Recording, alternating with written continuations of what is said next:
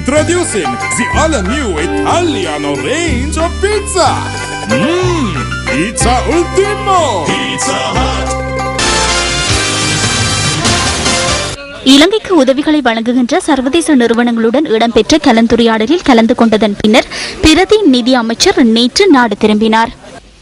දැන් පේන ඊටාම පැහැදිලි දේ තමයි අද ලෝකේ ආර්ථික ප්‍රවර්ධනය කෙරෙන්නේ ආසියාව මත. உலக பொருளாதார வளர்ச்சி தற்போது ஆசியா வசமுள்ளமை தெளிவாக தெரிகின்றது. நெருக்கடிகளுக்குள்ளாகியுள்ள ஐரோப்பிய நாடுகள் மற்றும் அமெரிக்கா ஆகிய நாடுகளின் முதலீடுகள் தற்போது அங்கிருந்து ஆசியாவை நோக்கி நகர்கின்றன.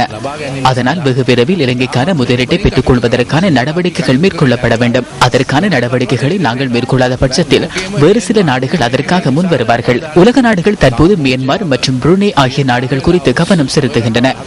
கம்போடியா, வியட்நாம், லாவோஸ் ஆகிய நாடுகளுமே அதிகளவில் வெளிநாட்டு முதலீடுகளை பெற்றுக் கொள்கின்றன.